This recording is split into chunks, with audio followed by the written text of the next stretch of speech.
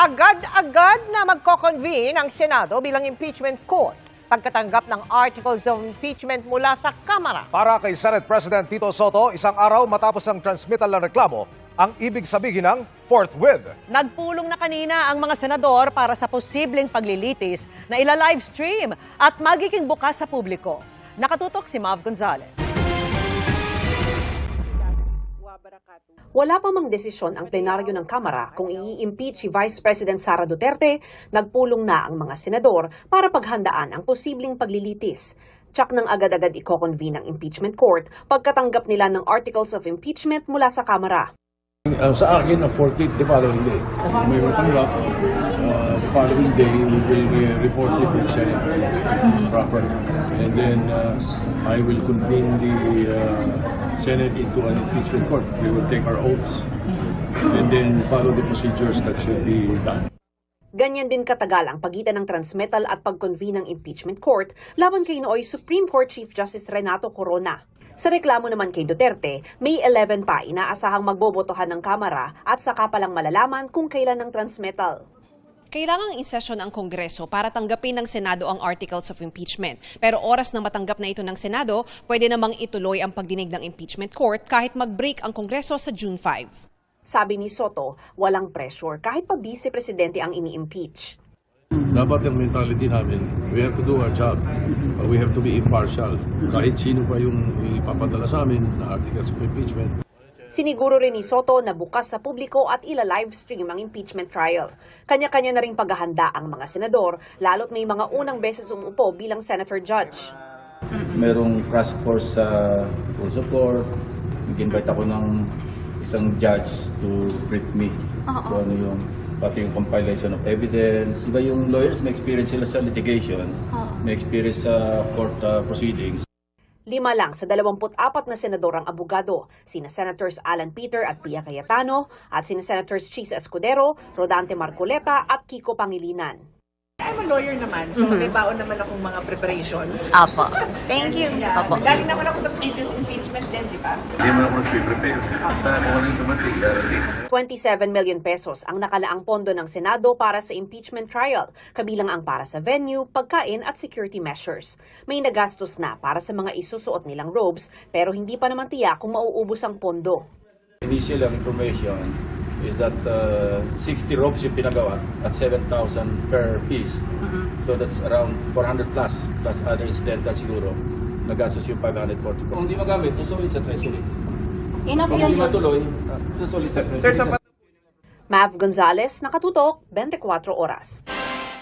Sa gitna ng limitadong impormasyon tungkol kay Zaldico, may malamang na tanong ang Pangulo sa French Ambassador nang magpulong sila. Bakit anya hiniling ng France sa Czech Republic ang pagpapalaya kay Ko? Nakatutok si Ivan Mayrina. Magkahiwalay na pinulong ni Pangulong Bongbong Marcos ang Chargé d'Affaires ng Czech Republic na si Eva Tenzin at si French Ambassador Marie Fontanelle. Ang bungad po ng Pangulo ay patungkol sa estado ni Zaldico na isang fugitive na dapat na merong panugutan sa ating bansa. Kung siya man po ay masasabing guilty dahil sa ngayon ay wala man pong judgment patungkol sa kanyang kaso. Humingi ang Pangulo ng dagdag impormasyon kaugnay kay Zaldico na hawak na sana ng Czech Republic pero nakalaya pa. Maliban sa kumpirmasyong na-detain nga si Ko sa kanilang bansa, matipid na sa ibang detalye si Tenzin. Hindi na po napagbigyan ang Pangulo dahil sa may sinusunod ang Czech Republic na international law, European and national laws.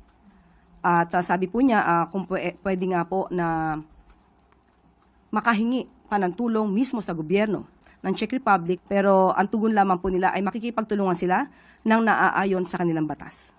Tinanong din si Fontanelle ng France dahil sa impormasyong nakuha ng Foreign Affairs Department na doon naghain ng asylum petition si Ko. May papel ba ang France sa pagpapalaya ng Czech Republic kay Ko? Tinanong kasi ng Pangulo kay French Ambassador kung bakit ni-request ng bansang France yung pag-release ni Zaldico from Czech Republic. Pero ang tugon lang ni French Ambassador ay hindi siya makakapagbigay ng anumang impormasyon. Ipinarating ng Pangulo sa mga kinatawan ng Czech Republic at France ang pagkadismaya sa tinawag niyang unsatisfactory na resulta ng paghahabol kay Zaldico. Pero ginagaraw man ng Pangulo na kailangang respetuhin ang batas ng dalawang bansa. Kasabay nito ang paghingi ng kooperasyon sa kanilang mga pamahalaan at pag-iit na dapat maipabalik ng Pilipinas si Zaldico. Naintindihan po ni French Ambassador at sabi niya po na naiintindihan niya at alam niya na pugante, fugitive, itong si Mr. Zaldico at kinakailangan may harapin na accountability. But as far as she is concerned, sinabi po niya na wala siyang maibibigay na impormasyon hanggat hindi siya authorized to say something about that. Ivan Mayrina, Nakatutok, 24 Oras. Para sa kampo ni Vice President Sara Duterte, pili lamang at splice sa mga video na iniharap sa kamera kaugnay ng banta umano ng bise sa Pangulo at sa iba pa. Dadalo naman kung kinakailangan ng bise sa impeachment trial. Nakatutok si Marisol Abdurrahman. Kung umabot nga sa paglilitis sa Senado ang impeachment complaint laban kay Vice President Sara Duterte, tiniyak ng kanyang defense team na dadalo doon ang bise kung kailangan. Yun naman pong sa Senado, definitely magpa-participate tayo doon, no? Kaya talagang trial yun eh. So the defense team will be there, of course the prosecutors will be there. Yung mismong presence ng Vice President, of course it will depend on what the incident is for that trial date, no? Kung kinakailangan na nandun siya. Matatanda ang hindi sinipot ni Duterte ang mga pagdinig ng House Committee on Justice dahil kini-question nila ang prosesong ginawa ng komite. Pero ayon din kay Attorney Michael Powa, maaari pa rin nilang questionin sa Korte Suprema kung may makita silang proseso sa Senado na hindi naaayon sa saligang batas. Pero pag may nakita tayong mga bagay na mali sa proseso constitutionally, I think duty din naman namin, no, na dumulog sa Supreme Court para magkaroon ng ruling, not just for the Vice President but for all impeachable officers in the future. Kapag pinatay ako, patayin mo si BBM. Kahapon, sinabi ng NBI na ang ginawa raw na pagbabanta umano ng bise sa Pangulo at iba pa ay maituturing na sedition at grave threat. Tukoy na rin umano ng NBI ang assassin na kinausap ng bise. Sa isang pahayag, sinabi ng abogado ng bise sa reklamong isinampa ng NBI na nakita sa pagdinig ang kakulangan ng akusasyon laban sa bise. Pili daw ang mga ebidensyang ipinanisinta at ang video ay spliced. Hindi pinansin ang konteksto ng mga pananalita ng bise at ang opinyon ay itinuring na facts. Ang hula ay inilatag na resulta ng investigasyon. Hindi raw ito maaaring maging basihan sa pagsasabing may probable cause at lalong hindi para sabihing may prima facie case laban sa bise na may reasonable certainty of conviction. Dagdag ni Attorney Powa. Meron bang krimen sa mga pahayag ng ating Vice Presidente, di ba? Hindi yung may assassin or whatnot. That is probably their position and we would respect that position, of course. But we have a different view. An assassin is, allegedly identified at some point. We will confront that. But sa ngayon kasi, ano bang mas importante? Nalilihis kasi, ang importante is yung bang mismong pahayag ng Vice Presidente ay talaga bang criminal in nature at pwedeng aksyonan or maging impeachable offense. Pinalagan din ng defense team ang di umano'y mga ebidensya na hindi naman daw naka-attach sa orihinal na reklamo. Dapat, pag nagdetermine ng probable cause, ini-evaluate yung mismong reklamo, yung impeachment complaints, at yung mga naka-attach na pieces of evidence dito.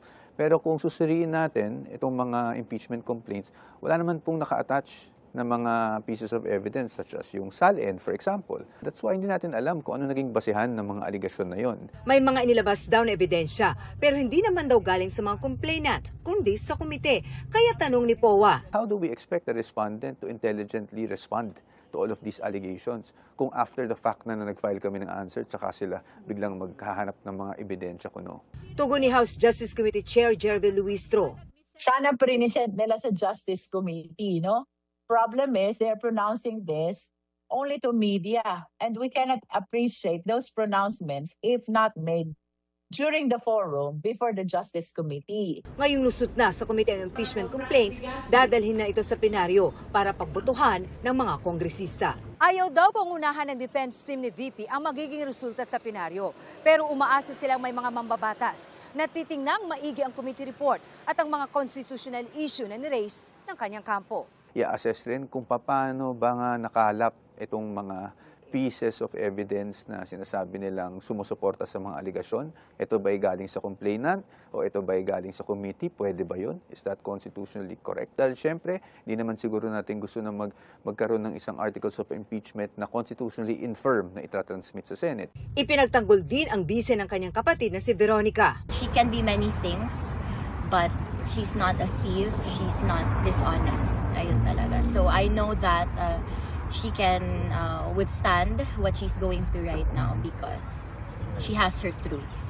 And at the end, that will prevail. Marisol Abduraman, Nakatuto, 24 Oras.